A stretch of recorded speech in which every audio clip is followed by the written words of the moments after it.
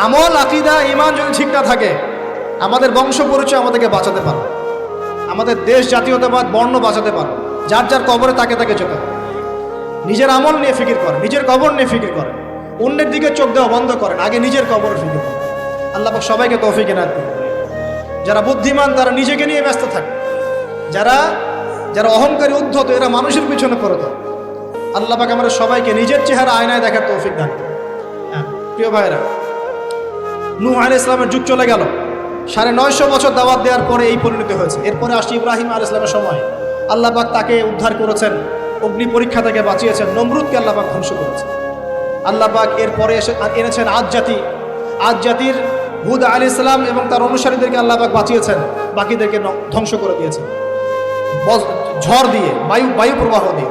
সামুদ জাতি এসেছে, সামুদ জাতিকে আল্লাহ পাক ধ্বংস করেছেন বজ্রপাত দিয়ে, বিদ্যুৎ দিয়ে।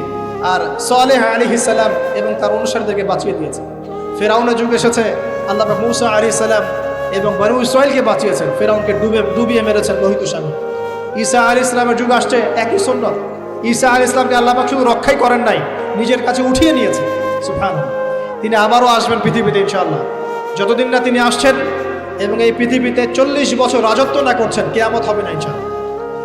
যতদিন পর্যন্ত ঈসা আলাইহিস সালাম আবার ব্যাক না করছেন এবং এই জেরুজালেম থেকে সারা বিশ্বে খিলাফা কায়েম না করছেন, 40 বছর শাসন না চালাচ্ছেন, কিয়ামতও হবে না ইনশাআল্লাহ। এটা সামনে অপেক্ষা করছে। এবং নবী সাল্লাল্লাহু আলাইহি ওয়াসাল্লামের যুগে আবু জাহেল, আবু লাহাব বা সাহেবাদেরকে আল্লাহ পাক ধ্বংস করেছেন, আল্লাহর নবী এবং সাহাবীদেরকে আল্লাহ পাক সম্মানিত করেছেন। আপনি কি পুরো হিস্ট্রির মধ্যে একটা সুন্নত দেখতে পাচ্ছেন, কমন সুন্নত? কি সুন্নত? প্রত্যেক যুগে যুগে যারাই আল্লাহর ওই যে বিধান মেনে চলেছে, সমকালীন নবী রাসূলদের আনুগত্য করেছে, আল্লাহ পাকের আনুগত্য করেছে, আল্লাহ পাক তাদেরকে উদ্ধার করেছেন দুনিয়াতেও পরকালে।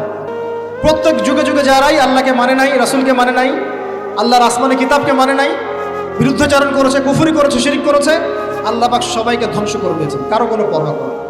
এই সিলসিলা আজও অব্যাহত আছে, আগামীতেও থাকবে ইনশাআল্লাহ। এখন আমরা যারা এখন বেঁচে আছি, আমরা নবী সাল্লাল্লাহু আলাইহি ওয়াসাল্লামের ইন্তেকালের প্রায় 1450 বছর পরের মানুষ। আল্লাহর নবী এসেছেন এমন সমাজে, যে সমাজে শিরকের পাপ চলছে, সুদের পাপ চলছে, দুর্নীতি চলছে, আপনার কন্যা সন্তানকে জীবিত হত্যা করা হচ্ছে, আপনার মাদক দ্রব্যের সয়লাভ চলছে, মেয়েদের অধিকার দেওয়া হচ্ছে না, হ্যাঁ, গোত্রীয় হানাহানি চলছে। ওই সমাজটাকে তিনি 23 বছরের মধ্যে পাল্টে ফেললেন। কত বছর? 23 বছর। কিভাবে পাল্টালেন? উত্তর, তিনি প্রথমে জ্ঞানের চর্চা করেছেন। কিসের চর্চা? জ্ঞানের। আল্লাহ পাক প্রথম ওহী নাযিল করেছেন, ইকরা বিসমি রাব্বিকাল্লাযী খালাক।